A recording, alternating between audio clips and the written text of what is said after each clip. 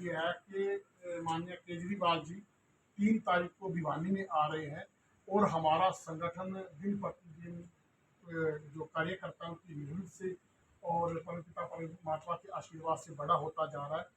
पहले हम हर बार सबसे पहले जब हमने शपथ ज्वाइन करी थी, शपथ ली थी, तो उस टाइम लगभग 1150 लोगों ने शपथ ली थी, फिर 2500 और अब की बार 4000 जो हमारे कार्यकर्ता हैं, जो पदाधिकारी हैं, वो वहाँ शपथ लेंगे और ये शपथ ग्रहण समारोह में जो केजरीवाल जी है वहाँ पहुँच रहे हैं और हमारा परिवार बड़ा होता जा रहा है। पहले जिला अध्यक्ष और हमारी स्टेट की बॉडी बनी थी और उसके बाद हमारी जो ब्लॉक के अध्यक्ष है उनकी बॉडी तैयार करनी थी। अब हमने सर्कल के अध्यक्ष बनाए हैं और उसके बाद हमारी पार्टी का टारगेट है कि लगभग 2.5 लाख पदाधिकारी हमारी पार्टी में होंगे। इसके बाद हम गाँव में गांव की कमेटी बनाएंगे और गांव के बाद हम पूरे बूथ की कमेटी बनाएंगे। ऐसा हम काम कर रहे हैं और उसकी तैयारियों को लेके हमारी 1 बजे मीटिंग है और उसकी तैयारियों को लेकर प्रेस कॉन्फ्रेंस।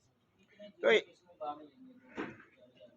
4022 जिले हैं ये अभी पूरे जो जितने हैं, पूरे जिले हमारे, पूरे हरियाणा के जिले सारे भाग लेंगे। सारे केजरीवाल जी आ रहे हैं, सबको शपथ दिलाएंगे, पूरे जिले भाग लेंगे। केंद्र सरकार एक आम आदमी की आप बात कर रहे हैं, आम आदमी की बात को सुन नहीं रही है, ऐसे में आप क्या कहना चाहेंगे? ऐसे है कि जो हमारी पार्टी नीतियां बनाती है, आप समझते हो कि वो नीतियां यही तो केंद्र सरकार को जो पहली सरकार थी उनकी नीतियों से तंग आती है, तभी सरकार को बदला गया था। और पहले शुरू शुरू में तो इनका ठीक था काम, फिर थोड़ा सा इनको घमंड आ गया, इनको लगता था कि जाति और धर्म के नाम पे ही सरकारें आ जाती हैं, तो तभी इनको जनता की जरूरत नहीं रही। और हमारे केजरीवाल जी ये सोचते हैं कि जो जनता की जरूरत है, जैसे हमने जितनी भी हम योजनाएं लेके आए हैं वो जनता की जरूरत को लेके आए हैं, चाहे वो शिक्षा को लेके आए हैं, चाहे स्वास्थ्य को लेके आए हैं, और चाहे महिलाओं की सुरक्षा को लेके आए हैं, चाहे लोगों को सुविधाएं देने के लिए आए हैं। ये तो कहते हैं जी फ्री की डिग्रियां बांट रहे, ये गलत फहमी फैला रहे हैं।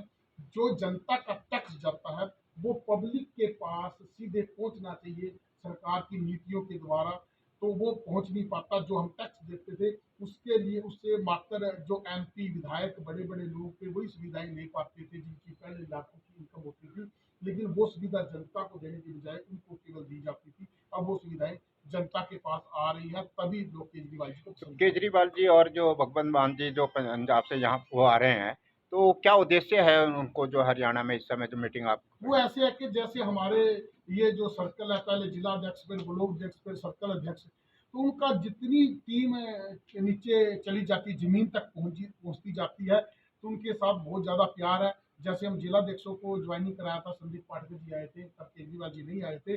अब वो जो जमीनी जो हमारे कार्यकर्ता पदाधिकारी बने हैं उनको, वो जमीन से जुड़े हुए हैं, उनको शपथ दिलाने के लिए उनका उनसे प्यार है, तभी केजरीवाल जी आए हैं और भगवंत मान जी आए हैं।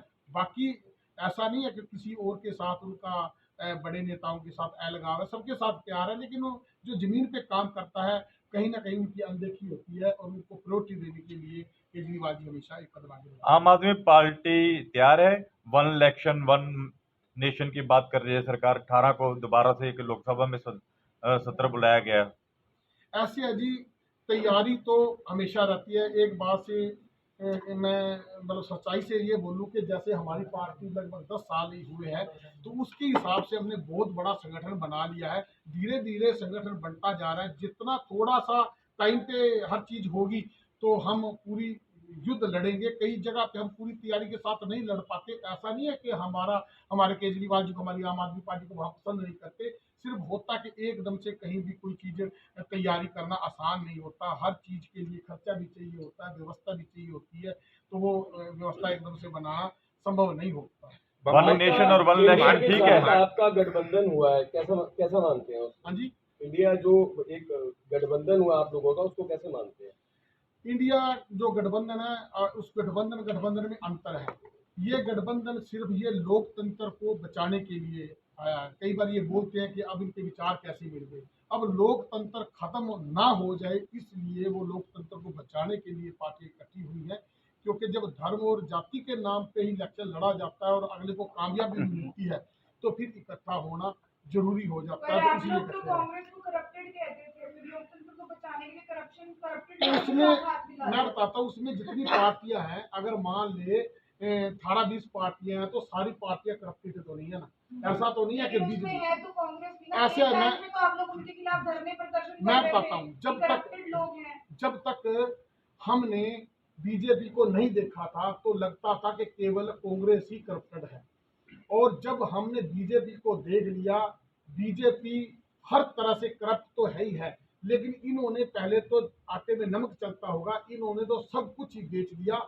आज इन्होंने रिक्शे वाले के पास भी टैक्स नहीं छोड़ा, और सारा टैक्स करने के बाद भी जनता को सुविधाएं नहीं मिल आम पाई। आदमी पार्टी करप्टेड उसके साथ मिलकर करप्टेड लोगों को खत्म करेगी। ऐसे है कि जब तक आम आदमी पार्टी की पूरी तरह ऊपर हमारा संगठन नहीं पूरे देश में बन जाता, तब तक महाभ्रष्टाचारियों को उतारने के लिए कहीं ना कहीं तो समझौता कल करना है। महाराष्ट्र में दूसरी बैठक हुई है, उस महाराष्ट्र के अंदर के बैठक को निर्णय जो लिया गया है उसमें कुछ खास बातें की गई हैं, तो केजरीवाल जी के बारे में भी कुछ कहा गया है, उसमें कुछ कहना चाहेंगे आप? नहीं, वो सारी वहाँ क्या है, वहाँ तो सारे मिलके काम कर रहे हैं।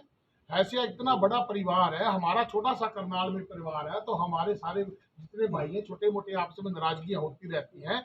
तो जब पूरे देश की पार्टियों को इकट्ठा करना है तो आसान काम तो नहीं है, ये तो योद्धा वाला काम है। आप दूसरी पार्टी का बता रहे हो, आप ये जो नेता है दिल्ली में भी, वो भी करप्शन के चक्कर में अंदर भी गए। तो फिर इसका मतलब ये हो गया कि बीजेपी का आप शहर में देखते हो क्या यहाँ करप्शन नहीं है? मैं बताता हूँ, खुद आपके नेता मैं बताता हूँ, मैं जवाब देता हूँ।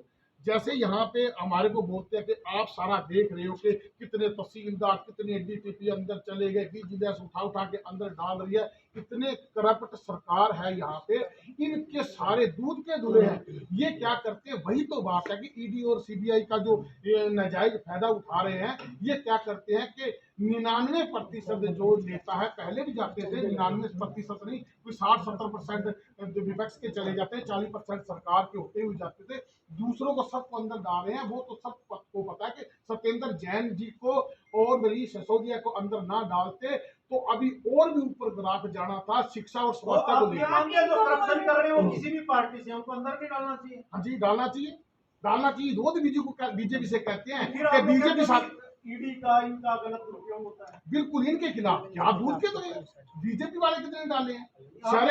शरेआम एक विधायक पैसे गिरता हुआ मशीनों के सामने पकड़ा गया, वो अंदर क्यों डाला? दूसरी पार्टी इसको कह रहे हो कि दूध के धुले हैं। आप लोग का तो कोई स्टैंड ही नहीं है। केजरीवाल जी तो 1-2 रुपए का पेन और पैरों में चप्पल पहनने की बातें करते थे, कहते थे मेरे को 2 कमरों का फ्लैट दे दो, मैं आराम से लोगों से कनेक्टेड रह के लोगों की सेवा करना चाहता हूँ। आज 45 करोड़ कोठी पे लगा दिए। जब इतने ही साधारण है आम आदमी पार्टी के नेता, तो 45 करोड़ रुपए लोगों का पैसा क्यों खराब किया? ऐसे मैं बताता हूँ मीरा जी, यहाँ पे अगर आप 13 सेक्टर में जाएंगे ना तो लोगों ने 100 करोड़ कोठियों पे लगा रखे हैं। बहुत बड़ा मकान है और 10 साल के बाद उसकी रिपेयर, जो बाकी बढ़ा चढ़ा के बातें बोली गई हैं, 10 साल में केजरीवाल जी की बात करें। 10 साल के बाद रिपेयर नहीं कराने का मकान गिर जाए क्या? बात दुनिया आती है। फिर आप कहोगे कि हमारा मुख्यमंत्री भूखा नंगा है, उसका तो प्रक्षित कर गया। फिर आप बलविंदर जी एक बात और, इंडिया में जितने भी मुख्य पार्टी है, ममता बनर्जी कहती है वो प्रधानमंत्री पद के दावेदार है, राहुल गांधी कहते हैं वो प्रधानमंत्री पद के दावेदार है, शरद पवार कहते हैं वो प्रधानमंत्री पद का दावेदार असली में है कौन? मैं बताता हूँ, ये मोदी जी आने से पहले इन्होंने तो कब्जा कर दिया। अडवाणी जी कहते थे हम पर प्रधानमंत्री पद के दावेदार हैं, जो हमारी दूसरे जोन से गडकरी जी कहते थे वो है, सुषमा स्वराज कहते थे वो प्रधानमंत्री के दावेदार हैं। यहाँ पे करनाल में जितने भी पार्टी में लड़े हैं सारे एमएलए पद के दावेदार हैं। दावेदार तो सारे हैं, निर्णय लिया जाएगा कौन मोदी जी के खिलाफ नेता कामयाब है, उसको उसके हिसाब से चुनाव लड़ेगा। करनाल में तैयारी कर ली आप लोगों ने बलविंदर जी? मैं जिला अध्यक्ष का पद है इस टाइम, उसको निभा रहा हूँ, बाकी आगे का समय। बलविंदर जी आज करनाल में तैयारी कर ली आप लोगों ने? आम आदमी पार्टी की करनाल में तैयारी कितनी हो रखी है? आम आदमी पार्टी की तैयारी देखो जी, मैं बताऊं, अभी संगठन बने को हमारे को 3-4 महीने हुए हैं। उसके हिसाब से आप देखते हो कि कैसे हम मीटिंगें ले रही हैं। सबसे ज्यादा मेहनत आज आम आदमी पार्टी कर रही है। कोई 75 साल पुरानी पार्टी है, कोई 100 साल पुरानी पार्टी है। हम 10 साल के हिसाब से बहुत अच्छी तैयारी कर रहे हैं और हरियाणा में हम सरकार लेके आए। आम आदमी पार्टी इस समय दिनों सर करनाल का पूरा संगठन साथ है। हाँ जी, करनाल का पूरा संगठन साथ है। नहीं, पूरा संगठन साथ है तो तभी पार्टी चल रही है। बलविंदर जी क्या होता है, आज तो जिला अध्यक्ष और लोकसभा अध्यक्ष नहीं आना था, तभी आए हैं ना। आप थोड़ी देर किसको मिलने वाली है? टिकट का कोई पता नहीं था। आम आदमी पार्टी नाम किस चीज का है? वो एक आम किसी भी साधारण से परिवार को टिकट मिलेगी। अगर कोई बहन पाले होगा तो वो बहन जो सुनने में तो ये आ रहा है कि बलविंदर जी को विधायक की टिकट मिल सकती है। ऐसे उम्मीद तो सारे करते हैं, लेकिन यहाँ पे इस पार्टी में ये तय नहीं है कि आप कहते हो जी जैसे दो है जी तरलोचन सीट को मिलेगी या स्मिता सीट को मिलेगी, यहाँ ऐसा कुछ तय नहीं कर सकते। एमपी की टिकट बोल देते हो जी चाणक्य को मिलेगी या प्रमोद शर्मा को मिलेगी, यहाँ ऐसा कुछ तय चलो नहीं। सर, बलविंदर जी, आज प्रधानमंत्री मुख्य- पद का दावेदार इंडिया में जो आप लोगों ने गठबंधन किया उसमें मुख्य प्रधानमंत्री पद का दावेदार कौन है? ऐसे है जी, हम तो अपनी पार्टी के, हम तो केजरीवाल जी से काबिल किसी को मानते नहीं, तभी तो पार्षद होते हुए केजरीवाल जी की नीतियों के साथ जुड़ के हमने काम किया है। लेकिन अगर केजरीवाल जी को कोई प्रधानमंत्री पद का दावेदार नहीं बनाएगा, जिसको भी वो योग्य समझेंगे उसका सहयोग करेंगे। बलविंदर जी, बड़ा सवाल है, मुख्यमंत्री कहते हैं मंगलवार को कारें नई सड़कों पे आएंगी, यानी कि फ्री कार जोन रहने वाला है मंगलवार को, क्या लगता है आपको? साइकिल ही चलेंगे, वो साइकिल ऐसे हाँ, साइकिल चलाए थे पहले भी, करोड़ों रुपए का भ्रष्टाचार करने की नीति कोई ना कोई और बनाई होगी। वो साइकिल स्टैंड बने थे ना, उसके ऊपर ऐड बना के ऐड वालों को कमाई करवा दी, साइकिल वाले के नाम पे जनता का टैक्स लूट लूट के बर्बाद कर दिया।